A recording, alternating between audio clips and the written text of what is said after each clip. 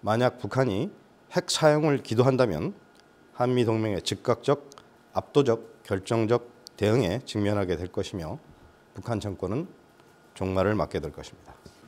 브리핑 시작하겠습니다. 북한이 초대형 방사포 발사 모습을 공개했는데 북한 매체 보도에 따르면 김정은이 전술핵 탑재가 가능함을 강조하면서 만족을 드러냈다 이렇게 밝혔습니다. 지금까지 북한의 미사일 기술을 다소 과장해온 경향이 좀 있잖아요. 그래서 실제로 전술핵 탑재가 가능한 수준에 이르렀다고 평가를 하고 계신지 과장이 있다고 보는지 궁금하고요.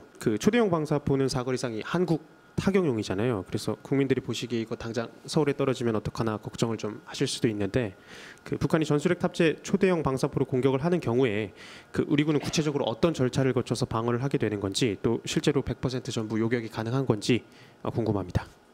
전술핵 탑재 여부에 대해서는 아직 북한이 소형 전술핵에 대한 실험을 마무리하지 않은 것으로 알고 있고요. 두 번째, 탄도미사일이 우리 쪽으로 날아올 경우에 우리 군은 그것을 탐지하고 요격할 체계를 갖추고 있다고 말씀드리겠습니다.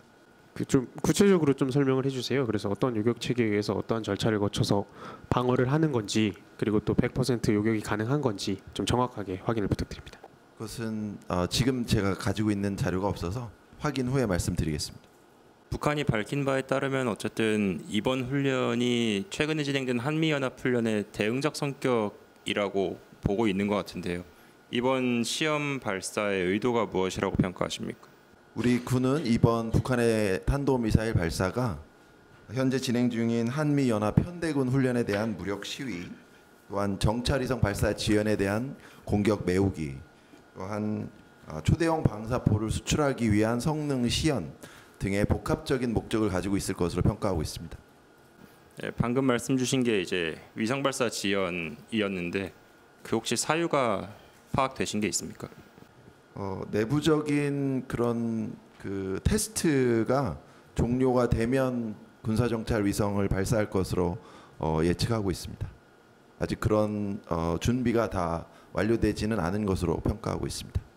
핵반격이라는 언급을 했단 말이죠. 그러니까 지난달 18일에는 수도권 상공에서 공중폭발 모의 시험 이런 것도 언급을 했는데 이게 좀 대남 핵도발 수위를 높인 의도라고도 볼 수 있는지 한번 군의 평가를 좀 듣고 싶습니다. 전술핵 공격 운영 확장했다 이렇게 자평도 했거든요.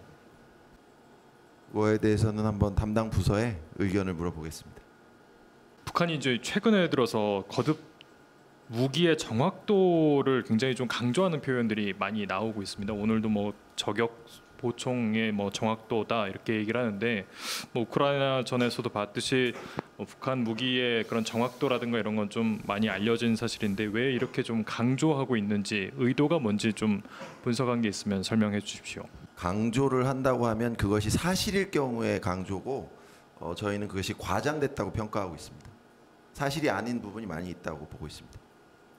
오늘 여러 가지 질문들을 하셨는데 북한 발표 내용에 우리 기자분들이 그동안 보도해 오셨던 우리 연합 훈련의 명칭들이 사용됐던 것에 대해서 좀 주목을 합니다. 그다음에 권 기자님 아까 질문하신 거에 추가적으로 제가 좀 답변을 드리면 북한이 핵 미사일 도발을 지속할수록 미국의 확장 억제 실행력이 제고되고 한국형 삼축 체계 등 우리 군의 독자적인 대비 능력은 더욱 강화될 것입니다.